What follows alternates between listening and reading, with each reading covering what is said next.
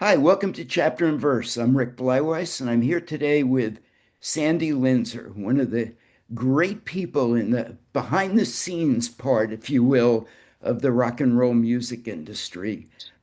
Sandy has written tons of just monumental, best-selling, well-known record songs.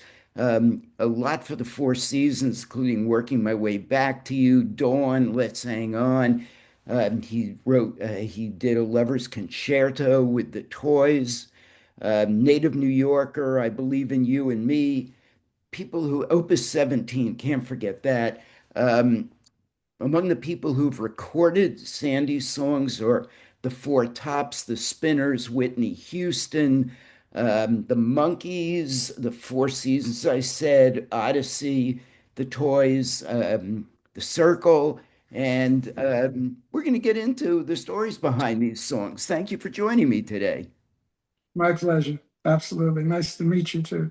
Same here. So, Sandy, you grew up in New Jersey. What was it like growing up there? I guess you were born as I was in the 40s. And what was it like? Because I was a New Jerseyite at that point too. Oh, okay. Yeah. Newark was paradise for us. I couldn't have asked for a better environment to grow up in. The playgrounds were unbelievable. The kids were all unbelievable. You could stay out all night. No one cared. Your parents didn't worry about you. And it's nothing like today. Yeah. And it was just amazing. Anybody who grew up in the 40s and the 50s in Newark will say the same thing. And I have friends from Brooklyn who kind of echo that sentiment too. Oh, Brooklyn yeah. was kind of like that too. Yeah. Well, I don't know about you, but a number of the lots that I used to play stickball or baseball in have been converted to condominiums and stuff like Oh, of that. course. Yeah, everything's gone. Yeah. Yeah. I drove by my old apartment building. It's gone. The playground's gone. It was then. They Yeah. call it progress. I don't know if I want to echo that. So, I know. I'm with you on that. So, when you grew up in Newark, it was a diverse area. I mean, you had Jews, Italians, blacks, people, Polish people. How did that shape you? I mean, did it must have had an effect on you, I would assume. yeah, I would fight with anybody. It didn't matter what they were, who they were. The girls were all adorable. It didn't matter what color they were. Nobody talked about things like that. It was certainly racism and all things like that that they talk about 24/7 today. You never heard anything like that. Well, especially growing up in an area that was as diverse as that. I Oh mean, yeah, yeah. absolutely. Absolutely. My father's store was in the heart of Newark. So I spent a lot of time working with my mom and dad in that store on Ridgewood Avenue and Clinton Avenue in Newark, if you're familiar with that area. And all my friends most of them were black. And playing asses up, they laughed at my pink butt. So And what kind of store did your dad have? he had a grocery store. He Oh, had a cool. grocery store. Yeah, oh, right on the corner. Yeah, it was wonderful. It was Uh, wonderful. They were there for 27 years, and oh, like a wow. lot of people, they got wiped out in the Newark riots. Oh, really? Oh, wow. Yeah, yeah, yeah. So in high school, I believe you were a football player. I Is that played football and baseball and basketball, Hillside. In Hillside, yeah, I left Newark when I was around 12 years old. And so I enrolled in Newark in Hillside Avenue School. So I okay? was there from sixth grade through eighth, and then went to Hillside High School and played ball for Hillside. I was MVP in my senior year in Oh, baseball. wow. Yeah. Did, So did, it was incredible, absolutely incredible time. did, Yeah. did you ever think of using that as a profession and going pro? Oh, I dreamed all my life of being, playing for the Yankees, pitching for the Yankees. I was blessed with what we call the Linzer arm. I could throw a football forever, and Really? I pitched. I was fast as hell, but yeah, I dreamed of that. But that went awry when I entered college. I went to Union Junior College for 2 years.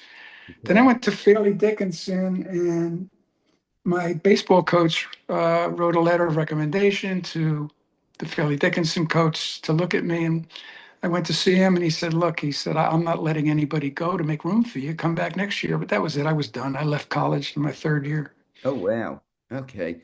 That wasn't too good of him, was it? No, it all led to me to be here. So talking to you. So, that's what it's all about, right? Yeah. Absolutely. So, Yeah. so when did you start getting involved with music? It sounds like sports was your thing in the younger years. Yeah, sports was it. I always loved music. My mother, Pearl Linzer, she was brilliant. I never realized how gifted she was. If you sang a song to her that she never heard before, she would cross her hands and play the melody with her left hand and the bass with her right hand and play it right back to you. I Really? didn't know that was such a gift because she always did it since I was a kid. Wow. Yeah, she played music all the time, whether it was Jolson or Judy Garland, and then it was the Dorsey brothers and all that stuff that I grew up on, and jazz, and she loved classical music, always played music. And so, but never entered my mind to be in show business or the music business or anything like that.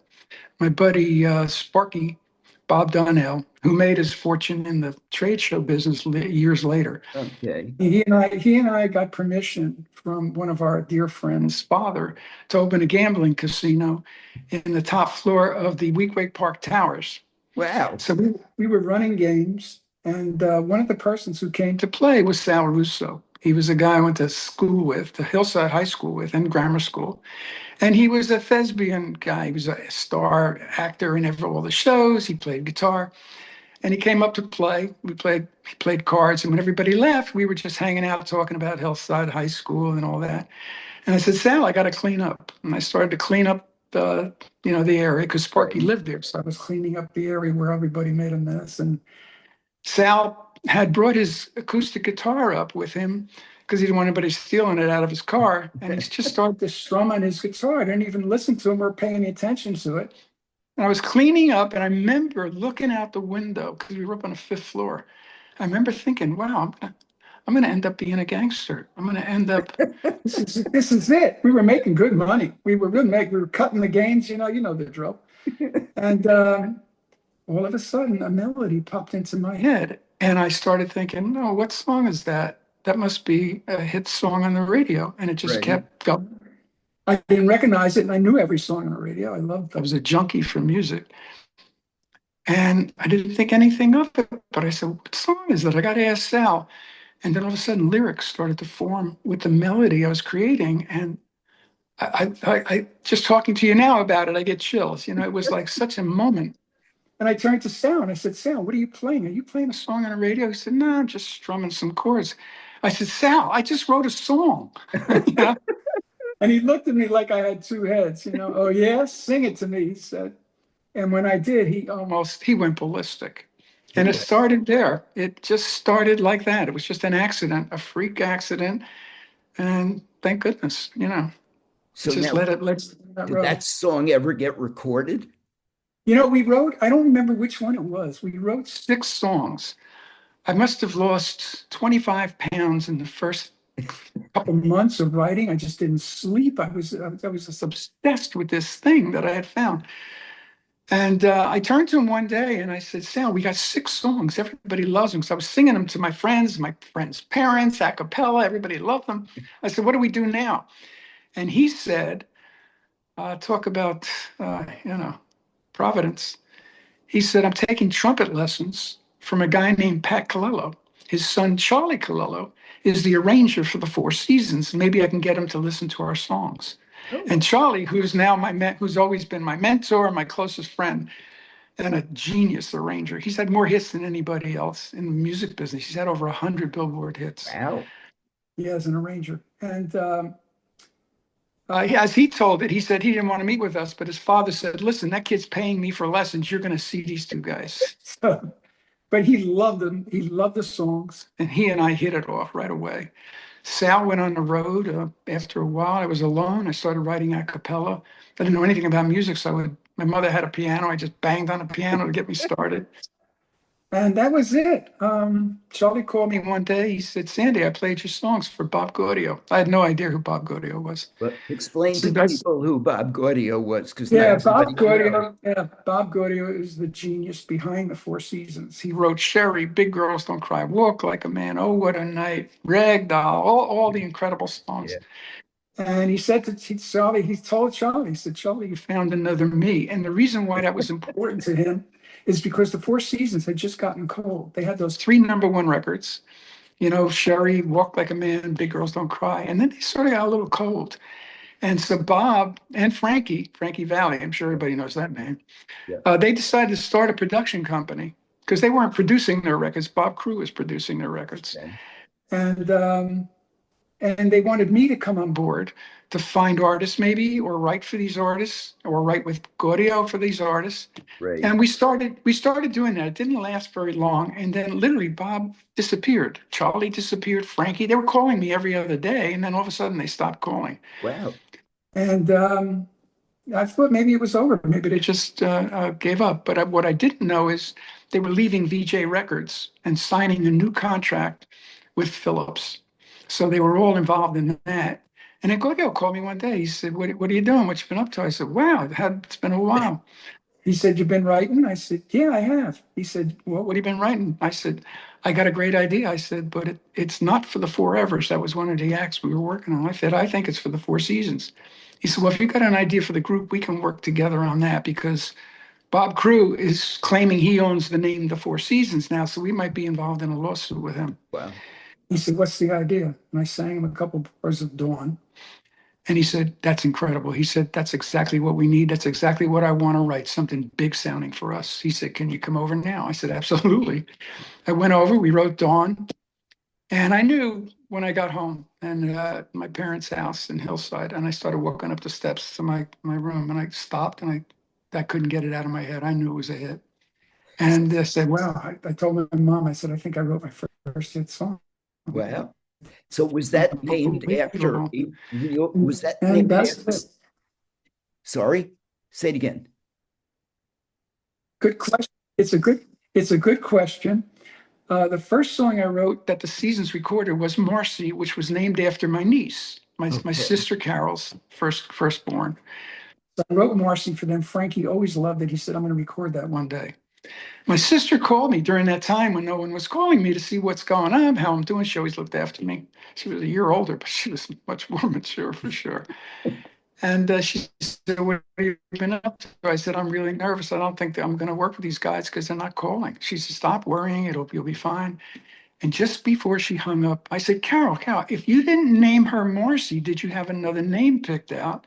And she said, yeah, Dawn. And I said, Dawn? I said, is that a girl's name? Because I'd never heard that name before. Right, right. She said, yeah, it's starting to catch on. She said, but we like Marcy better. Yeah. And that was it. That was it. A fortuitous call, as they say. Cool. You talk about the just the inspiration of songs coming to you, from out of nowhere, if you will. Um, I- my songwriting Yeah. goes and my writing go the same way, but there was a special, a concert with Carole King and James Taylor. I think it was on PBS, if I recall correctly. And one of the things Carole King was doing I was saw that. she was sitting at a piano and was talking about how will you love me tomorrow? Just that's it. It just appeared in her head. She sat at the piano and she wrote the song on the spot, lyrics and melody, just like you did. And that I think happens to a lot of creative people where whatever the inspiration is, it's just there. Yeah, you don't know when it's going to come. And that's the scary part about being a songwriter or being a creator in any sense. You write something that catches on and you say, how did I do that? Where did that come from? Yeah. How am I going to do that again? And the problem is, if you're a songwriter, especially a songwriter, it's not a cookie cutter business. You can't just do the same thing you did the first time. Every You're time right. is a new adventure. Yeah. You're right. So, yeah, So in I've the been early very, days of rock and roll, who did you listen to? You talked about the earlier acts that your parents were yeah. listening to, but who had kind of like your ear in rock and roll, if you will? Well, obviously, the moment for everybody was the same moment for me. I was in the kitchen in my parents' house, and I heard Tommy Dorsey. I was watching the Tommy Dorsey show a lot. He said, "Now here he is, Elvis Presley." And I remember hearing the name, saying, "Whoa, what is that?" And I went into the kitchen and I saw Elvis for the first time. That day, or that was a nighttime show. So the next day, in school, that's all everybody was talking about. Oh, yeah. Elvis Presley. They saw him live. Oh my God, yeah. He changed everybody's ideas about everything. He He did. was unreal, Yeah. unbelievable. And along with that, it was all the hits of the day. I loved everybody's music. The Everly Brothers, the Platters. I bet you I played In My Prayer more times than anybody who ever lived. I couldn't get enough of it. They were unbelievable. All the great 50 songs to this day, I think, are the best. I just love them so much. Oh, Yeah, maybe because I well, grew I up do on them. too. Now, do you play Yes. an instrument? Did you ever learn to play an I instrument? never learned to play in a sense of knowing about music, but um, I started to teach myself after a while, just, playing whatever I was hearing. And the hours I put in, I Right. finally learned to play enough to write songs myself. And one of them, You Can Do Magic for Lemmy and the Family Cooking, went to number one. Actually changed my career, that song. And I wrote it myself. So, it's like that. It's you got to have a work ethic. I never went to a writing session when I wasn't prepared with song titles or melodies or Cool. direction, and I knew I could produce records. I watched Bob Crewe, who's incredibly talented, as you know. I Yeah. watched him in the studio a lot, and I knew he knew no more about music than I did. And with all the hits he wrote and all the records he produced, I watched him in the studio. He wasn't teaching me anything other than just by me watching him. Right. And then I decided I could do that. And I started producing records. And as luck would have it, the first one went to number one, A Lover's Concerto. So I was very fortunate in that sense. So talk a bit more about that because that was an adaptation, if I not remember correctly, of a classical piece on the music. Yeah, that's based on it.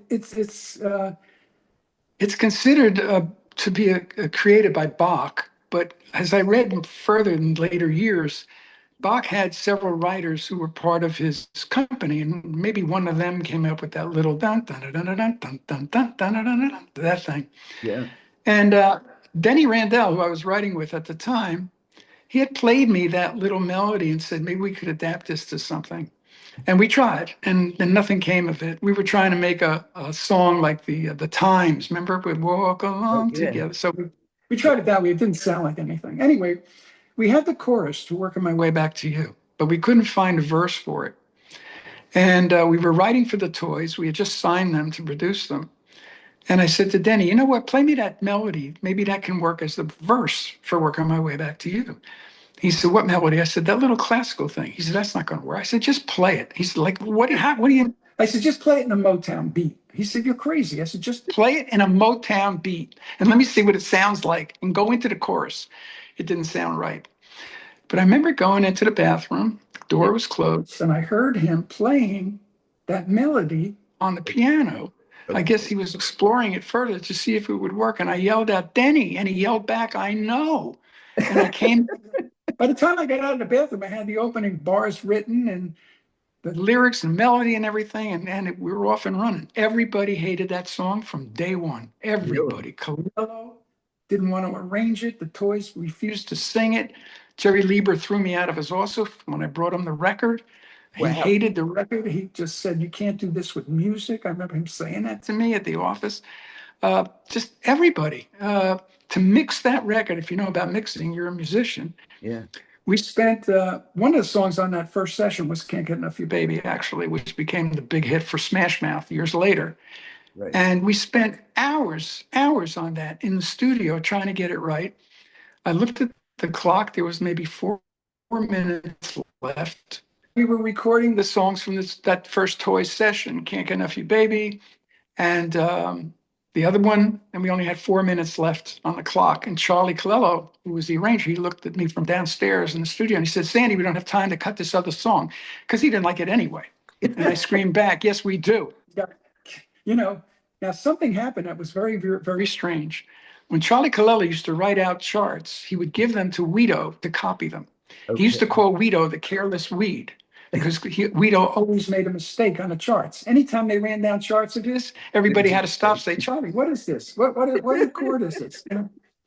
But I love his concerto. He made no mistake. And it's a good thing because we literally by the clock. If we would have gone overtime, I would have had to pay, and I didn't have the money. I would have had to pay double to the musicians, double to the leader, double Yeah. to the contractor. It's crazy. So we got it in just under the wire.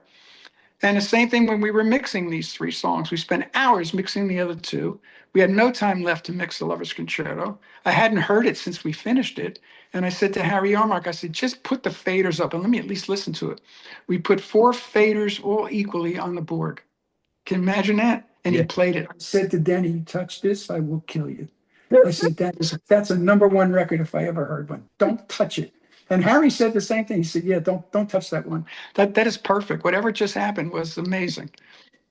And again, it was a storybook song. It was everybody just hated it. But that's a good sign I found. You know, when you make people uncomfortable and you get a reaction, it's an emotional reaction, you're into something. So You're into how something. did you get a record company to finally put it out and focus Good on it? question. Good question. After we left Jerry Lieber, Lieber and Stoller, Yeah. because he had Redbird Records and I wanted to be on Redbird. They were so hot. And I mean, he hated it. So Denny was scared to death. So was I. We were down to our last buck. I said, let's go play it for Crewe. He said, I don't want to do that. I said, no, we have to play this for Bob. Went to Crew's office, and Denny said, don't play him a Lover's Concerto. Just play him Can't Get Enough of You, Baby. I walked in, I saw Bob, and he said, my children, where have you been? You know him. I said, Bob, we just cut a number one record. I want you to hear it for your new label, Dyna Voice.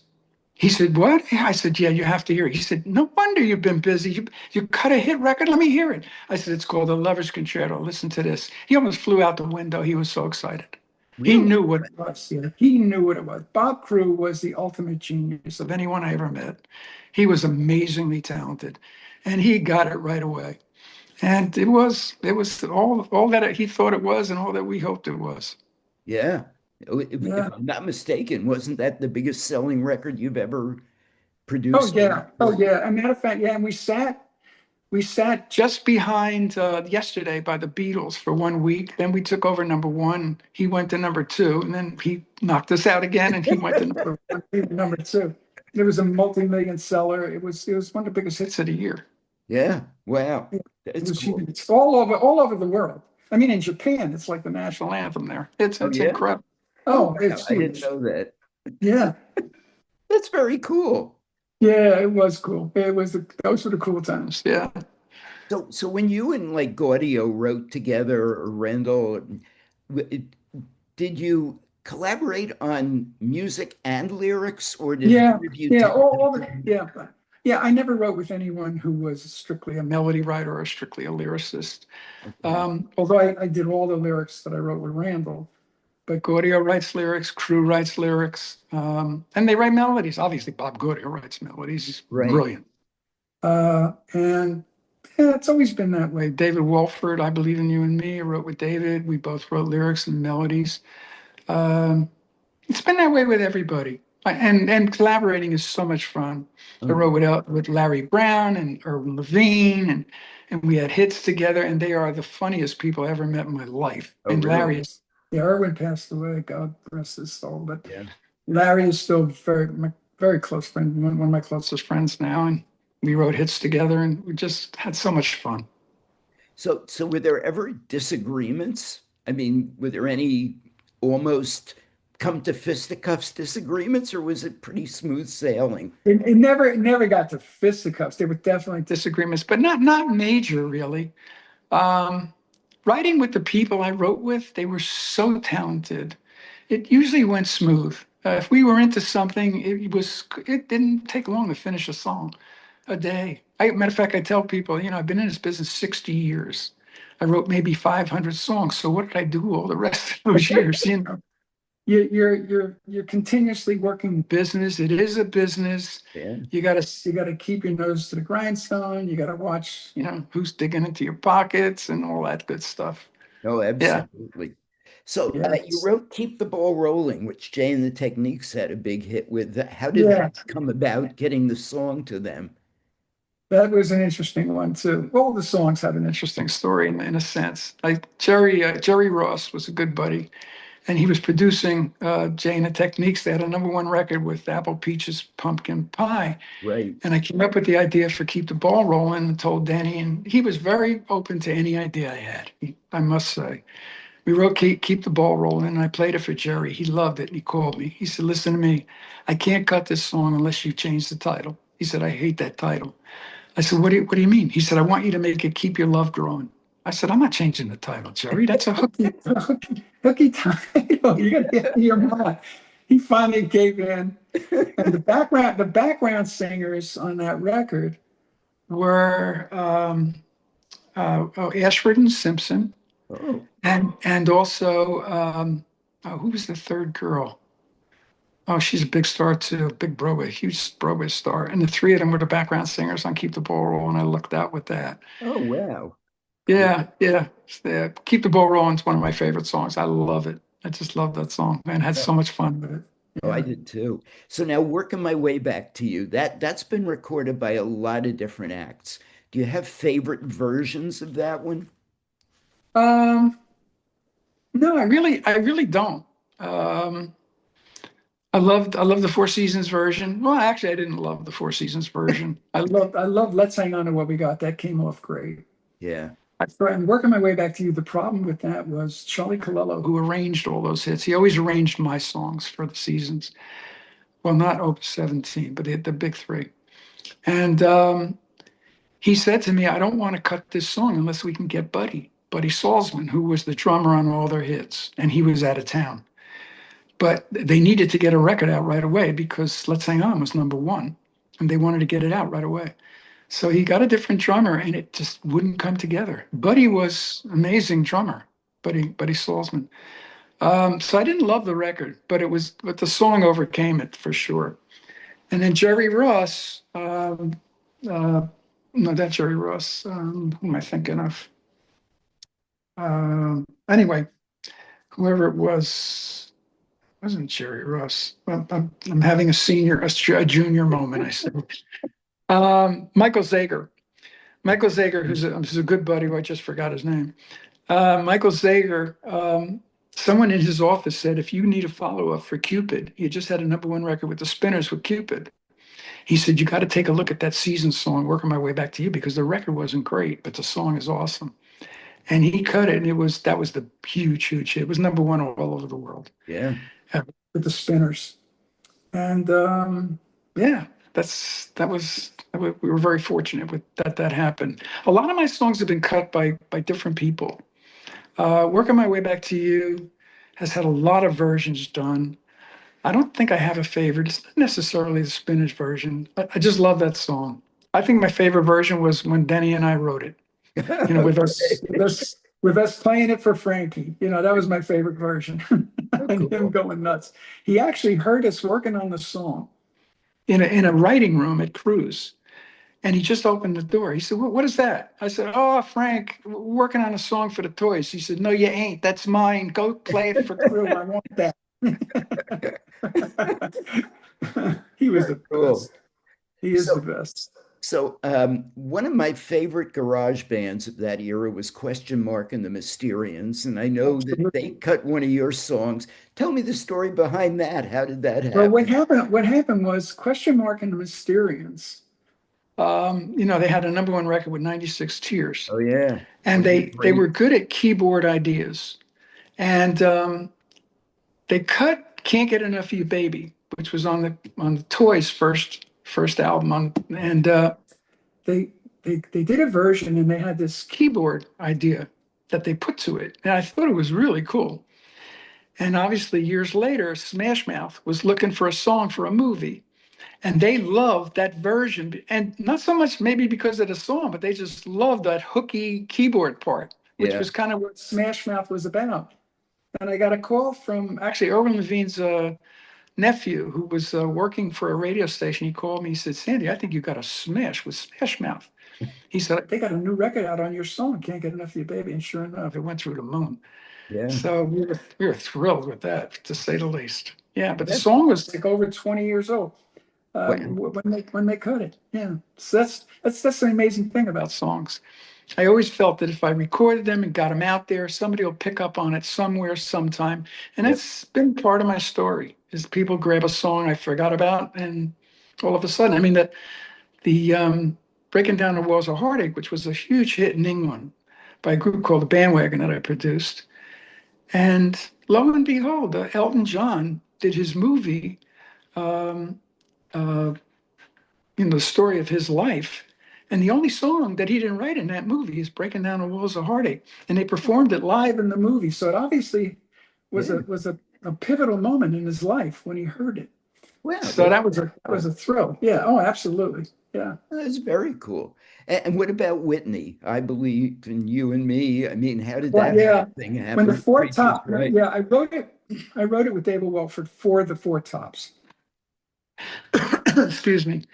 And Levi, I just loved Levi. Well, And tell Duke people who Levi was. I know who he Levi, was. yeah, Levi Stubbs is the lead singer of one of the greatest groups ever, the Four Tops. Everybody's favorite. Just Yeah. the greatest guy. He could have been a movie star. He turned down roles because they wouldn't include the group in the movie. Wow. That's how loyal he was to the group. Wow. I didn't And know. when I met him, it was like I met another brother, Yeah. And we went into the studio to cut I Believe in You and Me. He started singing it, and we were mesmerized. He got about halfway through it, and a girl walked into the studio. She said, "Where's the talkback button?" I said, excuse me. I said, he's recording the song. She said, "Where is the talkback button?" I said, "It's right there." I wasn't going to argue with her. She pushed the button down. She said, "Levi," and he said, "Hey, baby," it was his girlfriend or something. She said, "Levi, that's the best freaking song you ever sang." And I went, "I love you." David too. We were like, "We love you. Thank you." Anyway, it came out. And it did really well, R&B, but it wasn't a big monster hit. I got a call from the head of the record company. He said, "Sandy, this record's not taking off like I had hoped, but I promise you that song one day will be a monster." Clive Davis felt the same way. He kept it in his drawer with other songs that he always kept that he was waiting. And when the movie came out, The Preacher's Wife, he gave it to Whitney. He said, "This is the perfect song for your spot in the movie." And they told me that when Denzell was in the audience, Denzell Washington was in the audience, when she got up on stage to sing it, in the movie, they prompted her to sing. Right. And they didn't tell Denzell what song she was going to sing because it turns out I Believe in You and Me, for like a lot of people, it was his wedding song. Really? So, yeah, so look on his face when they filmed him in the movie, it's real. He was really thrilled. Yeah. And that That's record, great. yeah, that version of it, it became it was the hit song in the most successful gospel album of all time.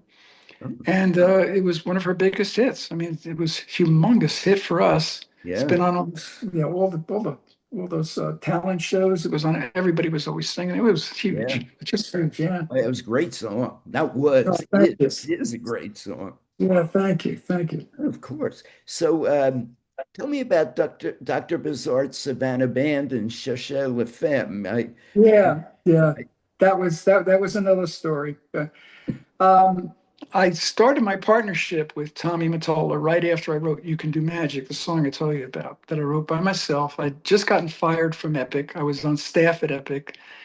I'd just gotten fired. They hated the work I did on Brandy, the Looking Glass record. I produced that record and they just Oh, hated really? it.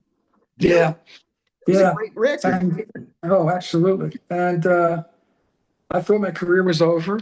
Um, I wrote that song, "You Can Do Magic." Someone called me and said, "Sandy, I found a group that's just like the Toys. You're the perfect person to write for it and produce it." I had no one to write for at that point.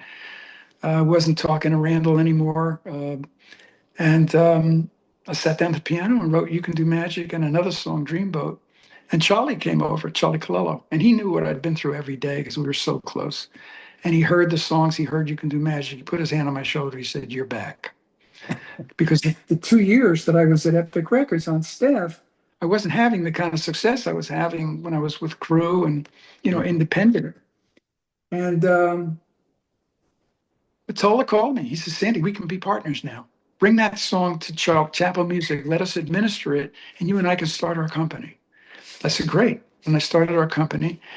And I saw Dr. Buzzard's original Savannah band at a rehearsal. Somebody tipped me off that they were rehearsing somewhere. I heard them and I knew what they were into because I'd grown up on that kind of music. Not only rhythm and blues, but the Dorsey brothers and big band music. It was part of me. Right. And I brought in Clive Davis. I brought in Ahmet Ertegun from Atlantic. I brought in Jerry Wexsler, everybody I could think of to see them. I thought they were going to go nuts. They hated them. Wow. Clive took me aside. He said, "What is this, a circus act?" I said, "Clive, you don't understand. You don't understand. This is a fusion, man. This is like an amazing." No one got it. I couldn't get a deal anywhere. Tommy couldn't get a deal anywhere for us. We were about to give up, and Darrell Hall, who was a close friend at that point, he went to Mike Bernica at RCA and pulled a favor from me. He said, Really? "Listen, if Linzer believes in this, we believe in it. Let him cut the record. What do you got to lose?" And I did. And it's the biggest hit of the year. It was monumental. It was nominated for a Grammy. It was huge. And I put Tommy's name in the song, Cherchez. Tommy Mottola lives on the road, you know. I created a monster. But yeah, those were great days. And I followed it up with Native New Yorker. Um, and the group, I thought that group was going to be like the Beatles. I really did. Oh, I really? was heartbroken. Yeah, they wanted to cut their second album in LA. They didn't want to work in New Jersey or New York anymore. And I told Tommy, don't let them cut that record by themselves. They don't know what they're doing. They really don't. They're brilliant, but they don't know how to make a record. And sure enough, the second record was terrible. And it Oh, was a shame. It was really a shame. But Native New Yorker, I just made it sound like a Savannah Band record. yeah. And it was huge. Native New Yorker was a monster hit, one of my biggest. So, how did you find Odyssey? Uh, Frank Military, who was with Chapel Music at the time, which is another funny story. Frank Military was on staff at Chapel Music. He knew that I wasn't producing the new Savannah Band album after that. He said, "Sandy, I heard a group at Benihana's. They're awesome. You got to hear this girl." It's really, Yeah. And sure enough, it was Lillian. It was Lillian Lopez. I mean, talk about soulful. yeah. And she just opened her mouth and it was like you could melt. And I wrote Native New Yorker for her Wow. and took them in the studio. And my wife, Gail, um, who doesn't love rock and roll all that much, although she can get down and dirty. Uh, she loves Broadway show music, but she heard Native New Yorker. She said, "That's going to be your biggest hit. That is unbelievable." I just love that song and that record and Charlie's arrangement on it, the horns he wrote and everything were just sensational. And I said to him, I said, "Listen, Lily sings really great." I said, "But I need background singers." I said, "Find out who's hot now." And Charlie always knew who was. He said, "I found singers. They're coming into the studio." So I was waiting for the singers to come. I was outside in the waiting room, and a guy walks up to me, and he saw me sitting there. He said, "You Sandy Linzer?" I said, "Yeah." He said, "I'm Luther Vandross. I'm here to sing background for you." I said, "What's your name?" He said, "Luther Vandross." I said, "Oh, nice to meet you." How fortunate was that? Yeah, no Oh, yeah, kidding. we became friends, and he was the greatest. I mean, he was incredible, absolutely incredible. He was waiting for Quincy to cut him, and Quincy just didn't have the time. He was working with Michael Jackson so much. He was just, Right. that's all he had time to do. And eventually, Luther went off, and as you know, it's musical history. He went off and did his own records. Yeah, Okay. yeah. Oh, he was so adorable. He was just the best. So, what did you think of the disco era? Did you was that a good or bad era for you, or just Oh no, it was absolutely awesome. The Savannah Band album, Native New Yorker, the other stuff I did with Odyssey, Use It Up and Wear It Out, number one in every country around the world in the clubs.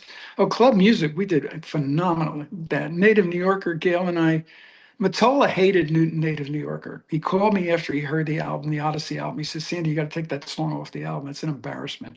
I said, "What song?" He said, "That song, Native New Yorker."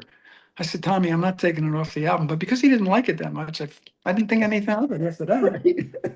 And he called me one night and he said, "Hey man, something's going on with that song at Studio 54. You got to go check it out." So I got Gail, we got a babysitter, and Gail and I went into the city and we were at Studio 54. They let us in because we were, Savannah Band. And we were there till like maybe quarter to 12. They weren't playing it. So I said, "This is nonsense. There's nothing going on here." We were ready to leave. And Gail said, "Oh, it's almost midnight. Let's just dance." So we started to dance. Midnight hit. The place went berserk. They dropped confetti down on everybody. The balloons were flying all over the place, and they put Native New Yorker on a loop, and people knew all the words. They were singing Wow. and dancing. Oh, it was what a moment that was. On my way out of Studio 54, 2 o'clock in the morning, I run into the Savannah band. They just got back from LA doing their album. And I remember Darnell, bass player and Stoney's brother. He said to me, "I heard you jam, man. It's awesome. Absolutely awesome. Congratulations." So that was a big Oh, that moment. was very cool. Yeah, very cool. Yeah, yeah. It was. So talk to me about the Monkees. They recorded you. How did Yeah, that yeah. happen? Well, Donnie Kirshner, as you know, or people maybe don't know who Donnie Kirshner was. He was really not behind the scenes, but he was. He was the brains behind Columbia Records at that time, Columbia Publishing, and we were good friends. And he called me one day and he said, "What are you doing?" I said, "Well, I'm up at Bob Crew's office." He said, "Look, you're talking Tarzan to boy. You get over here. I want to see what you're doing." So I went over there, played him some songs. He loved us. He wanted to sign us. He said, "I want you to write songs for this new group I'm working with, the Monkees." I said, "Okay." And we wrote a couple songs for them. They recorded them. And one of them, I got back up on my feet. It was great. They did a great job on that. The Day We Fall in Love, they did another one there. And they were bigger than the Beatles. They were outselling the Beatles. That's how big they were. Yeah. Donnie Kirshner he was the guy. He Yeah. was yeah. I remember I was in his office once and he said, I got to break up the meeting. He said, because I got to see Cynthia Wilde, who was Barry Mann, Cynthia Wilde. They wrote all those amazing hits. I said, "What's going on?" He said, "She's in tears." I said, "In tears? Why?" He said, "Phil Spector just cut one of her songs. She hates the record." I said, "Okay." It turned out the record was Walking in the Rain. Oh, Which was, yeah, she hated that record. Imagine her level of competence, right? She was unbelievable. It's not her level of competence, but her level of gauging what was good or not. But yeah, she didn't like the record. She was distraught and she hated it so much. And Kirshner had to calm her down. The stories about Donnie Kirshner are legendary. I mean, Neil Diamond came to play his new single for Donnie. He played him, "I'm a Believer," and Donnie said, "That ain't for you, man. That's for the Monkees. I want that song for the Monkees." yeah. Good choice. Yeah. Very good choice. Yeah. Very good choice. So, did you ever have anything to do with the Brill Building, or because I know a Not the lot of Brill, not no, the Brill Building was a different group of people. They were songwriters who were signed to the main publishers, the big publishers. guys, In the early days, I was signed just to Bob, not just to, but signed to Bob Crew's company. And I spent my time up on Columbus Circle, which was where Atlantic Records was, right? and Atlantic Studios. Atlantic Studios, interestingly enough, had the first 8-track studio, and they cut Dawn at that studio. And that's the first time I was ever in a recording studio because Frankie called me and he said, "Did you hear Dawn yet?" And I said, "No." He says, "Call Charlie, tell him to take you to the studio. I want you to hear Dawn and tell me what you think." So that was the first time I was ever in a recording studio. To imagine hearing Dawn with speakers that were bigger than my windows at home. I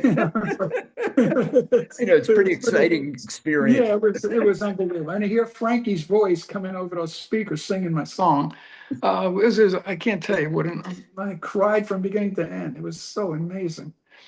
But we were in Columbus Circle area more than any place else. The Brill Building was a different group of people. I got involved in the Brill Building when I started working with Tony Orlando and Dawn. Oh, Hank Medras, who produced them, called me one day. He said, "Sandy, I want to ask you for a favor." I said, "What is it?" He said, "I want to use Dawn for the name of the group." He said, "Is that okay with you?" I said, "Doesn't matter. I can't stop you."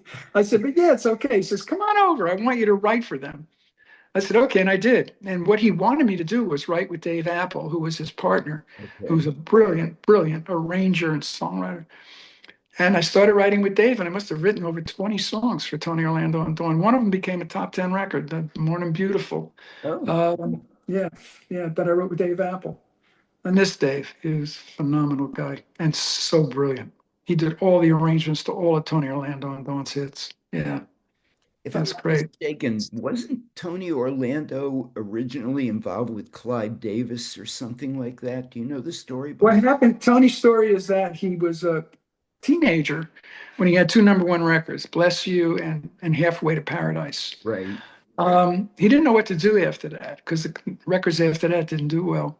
He went to work for Blackwood Music, I think it was, and he was Okay. pitching songs. Irwin Levine and Tony Wine, who ended up marrying Chips Moman, who produced Elvis's stuff. Okay. Tony Wine and Irwin Levine wrote Candida, and Hank Madras loved the song and he recorded it with someone. And they went to play the record for the head of the record company, Larry Utzel, who had he was brilliant, he had great ears. And they played it for him, and he said to Irwin, "You open your mouth, I will kill you." And Larry Utah said to Irwin, "What do you think it is, Irwin?" Irwin said, "We need a different singer. I hate that singer." And Hank was going to kill him because Hank needed the deal. And then they tried to figure who it could be. And somebody, I don't know who it was, came up with the idea of trying Tony. Tony wasn't into it. He didn't want to do it. Wow. He had had enough of recording. He wanted to stay where he was, but he agreed he'll do it without putting his name on the song. It went out. It was a monstrous hit, if you know Candida. Yeah, absolutely. Yeah. And then they found Thelma and Louise, and they put them in the group and called them Dawn. And the follow-up to that was Knock Three Times that Larry and Irwin wrote together. That was the first song they wrote together. Oh, wow. Yeah, yeah. And then, of course, you had Tie a Yellow Ribbon after that.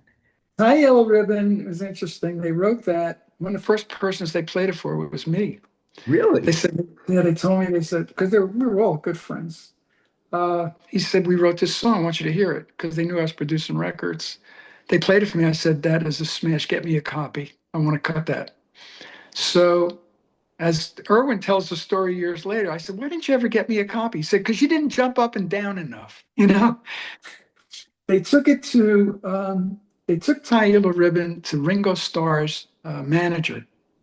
They started playing him the song, and as Larry tells the story, he put his hands on his fret of his guitar and said, "Don't play me any songs about ribbons and bullshit like that." Somebody, he says, "Ringo's not cutting anything like that." So now they didn't know what to do. Wow.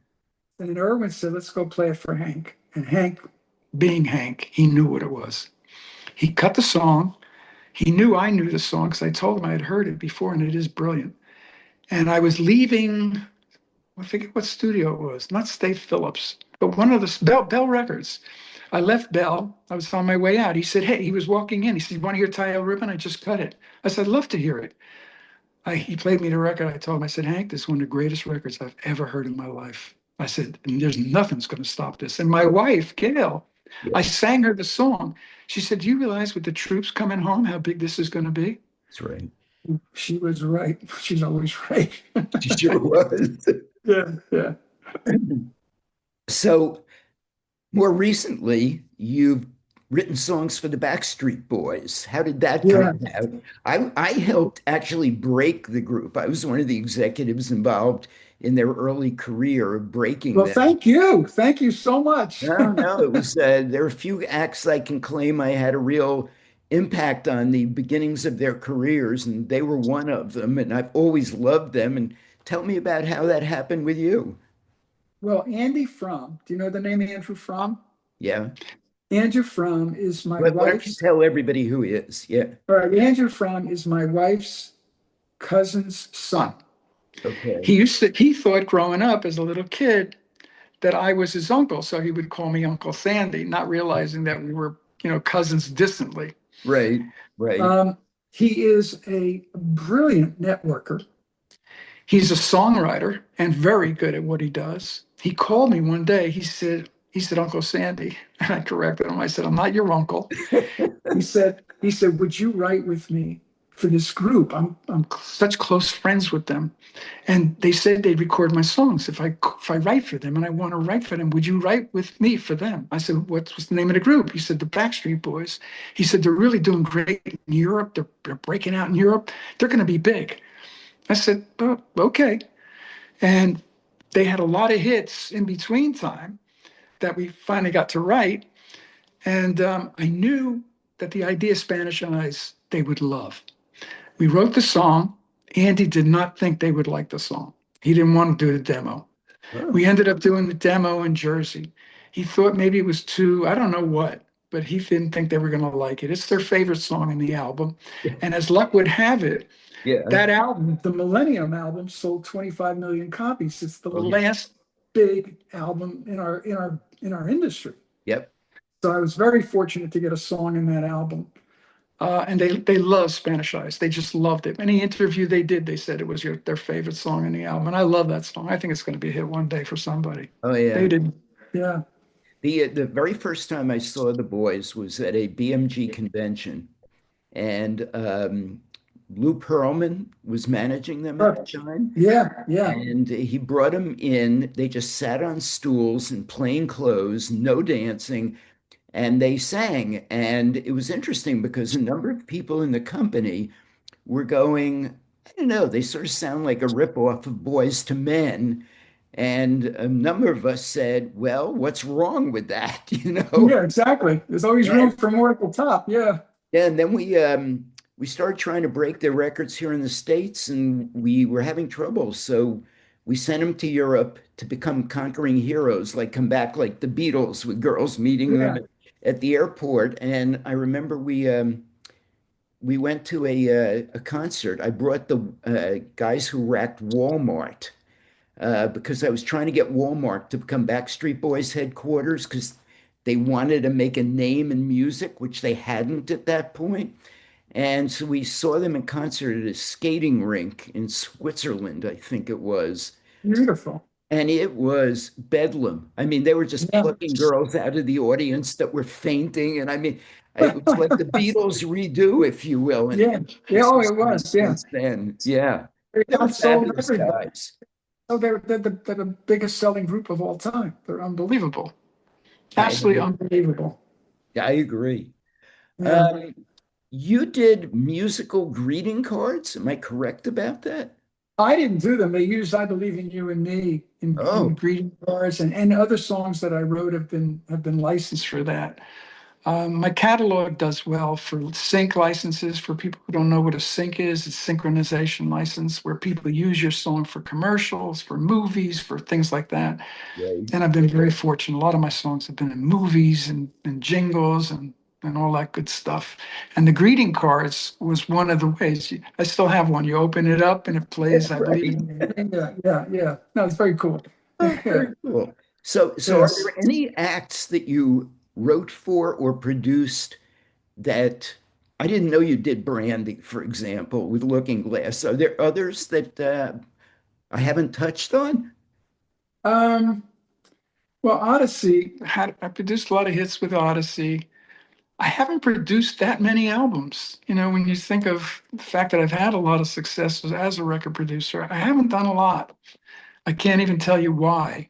Right. There were periods, years that went by when I was doing other things. I got involved in the pharmaceutical business. I was doing that for a while. Um, and then came back to music for the Backstreet Boys and NSYNC. I want to, what was it called again? Don't Want to Spend Another Christmas Without You, which is a big Christmas hit for NSYNC that I wrote with Andy as well. Um, and right now I'm producing an album with my grandson, Jesse Raz. Really? He's a great songwriter, and we're writing all the songs together and producing the album here in my house. The guy Cool. I'm working with insisted I build a studio in my house, so I did. You know, everything's on computer now. I can't say that I like it. I loved the instant gratification of having a band right in front of you. Oh, I yeah. love working with a band. I did produce a couple albums for Billy Gilman, country albums. It was for a company called Image Entertainment. They weren't for release. They were just put on. The Image Entertainment was a company that just took well-known stars like Billy Gilman, and they would just put the records out in the stores. They would have shelf space, so people browsing would see a name they found familiar, and they would Right. grab the records. So the records did great for that company. It was an unusual company, and it was a guy from South Orange who started it. Really? Yeah, yeah, it did great. He later sold that company, and we did great with that company. Charlie Colella and I were doing a lot of big acts. Uh, Laurie Morgan and Hall and Oates.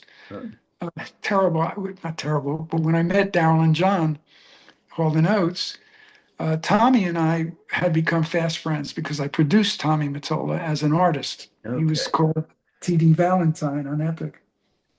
And he called me one day. He said, Sandy, I just found two kids. If I can get them a record deal, I'll end up managing them. And I said, okay, bring them over. And it was Daryl and John. They sang for me in my office. I knew Daryl had a voice Oh yeah. only. Yeah. Yeah. And I ran into the head of A&R and R and I said, you must come into my office right now. He didn't like me, that guy. And he came in, he listened to them sing. He took me outside the office. He said, if you think they could have a career, yours is over. Can Really? you imagine? Can you imagine? I Wow. went back inside and I said to Daryl, I said, don't worry. I said, go to another record company. You'll get a deal. I'm telling you, you're incredible. And John, too, that their songs, the way they were. And then Tommy took them to Atlantic. They got their deal Atlantic and they did She's Gone and they off and running. Yeah. Yeah, our industry is littered with people who made bad decisions about what ended up being hit out. So let me ask a question. AI, if I'm correct, and I think I am, there was a record called Walk My Walk that went to #1 on the country charts that was I've never heard it, but I did hear that that is the case. I can it's tell all you this. AI. Yeah, what you It, think? it, I got to tell you something. I got to admit, it is astounding what it can do. My Yeah, grandson, not my grandson Jesse Raz, my grandson Joshua Linzer, who's my son's boy, he said, Pops, watch what I can do. He wrote a lyric out, he put it into a computer, and in seconds, not minutes, in seconds, it turned out a country record with a phenomenal singer with a melody singing the lyrics that he put into the computer. And I listened to it and I went, oh my God. I said, that sounds that's the first time I was ever exposed to that. I could not believe how good it was. And sure enough, you're right. #1 record in country. What I think is going to happen now, because Brian Monaco, who's the president of he's the president of Sony Music, and okay. he's a good friend. And I'm with Sony Music. They administer my catalog worldwide. Yeah. And Brian and I are somewhat close. And I asked him about AI. He said, one thing's for sure, they're going to take the low hanging fruit. So let's say somebody wanted to use one of my songs, The Mouse. Let's say somebody wanted to record The Mouse, the Okay. Super Sales hit. And Sony says to them, okay, we want 2 grand for the rights. And they hang up the phone and they call a company who makes AI records. They said, how much would it cost to give us that same vibe as The Mouse? And Right. in 2 seconds, they have something that sounds like the mouse. They don't care. And they paid hundreds for it rather than thousands for it. So the mouse is not the biggest hit in the world, but it Right. was a big hit around here. Yeah. And so that's the low hanging fruit. Unless somebody wants a specific song for a specific reason, like Fresh. Fresh is one of the songs of mine that's licensed all over the world. Knock Yeah. on wood. A lot. Cool in the gang. And Cool in the Gang, yeah. And for a song like that, they'll pay for that. But songs that were maybe not so big or that had a little moment, they'll just get someone else to duplicate the vibe. Now there's lawsuits going on all over the place. I don't know how many of the AI records you've heard, but I can tell you they are sensational records. If it were a real person singing that good, you Yeah. can almost tell it's AI because the person is singing beyond what Good. anybody else can. It's incredible. It's absolutely incredible.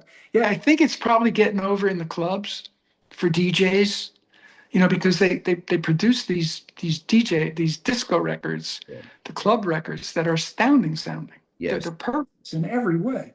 There's not a Yeah. flaw on them. And they don't cost a lot of money. That's the whole I point. know.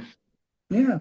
You know, I write books these days, and I've written a couple of movie scripts, and I've recently been looking at AI programs that will actually create a complete movie, music videos. I mean, you can tell it whether you want it to be a performance video, do you want it to be a story video, Yeah.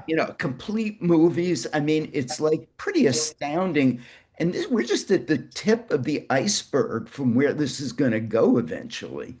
Yeah, I know there's a lot of fear I know Elon Musk is in fear of it, and that scares me. Yeah. Yeah, no, really. I could see the scenario of 2001 Space Odyssey. I could Oh, see yeah. how that happened, and it could have, it really, I mean, it's not like science fiction. That can happen. Oh, yeah. And they've had a taste of it here and there already, where a computer doesn't do what it's told. Yeah. They call it hallucinating and all kinds of stuff like that. So I don't know what's going to happen. You're absolutely right. We're just at the beginning of it, Yeah. just at the very tip of it. Yeah, yeah. I mean, It's scary.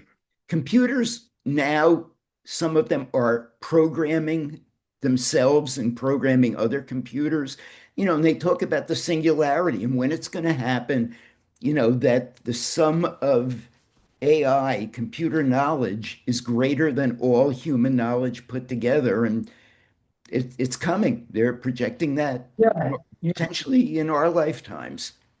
But we're seeing a lot of it in these wars that are going on right now. That's a lot of AI. You're seeing drones, and you're seeing that are, the programming is unbelievable, absolutely unreal. Yeah, They're fighting wars like they're on a computer game. you're That's right. how they're fighting wars now. Yeah. Yeah, and unfortunately, we're also seeing AI being used for some nefarious stuff too, Oh, it's terrible. scamming and impersonating and things like that. There was a guy who is a congressman.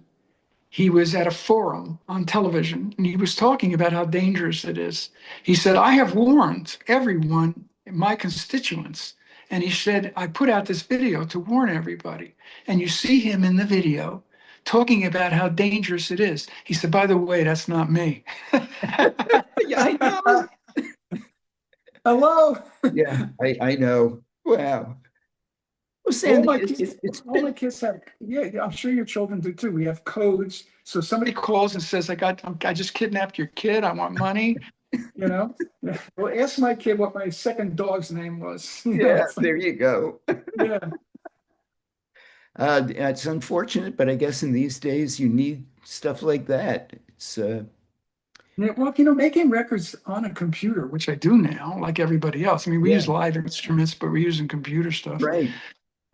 It's part of it. It's all part of it. And the records you hear, which are so perfect, so astounding sounding on Z100, those Yeah, records are all computer records. All of them. I All of know. them. Drake, everybody, every major star. Yeah. Wow.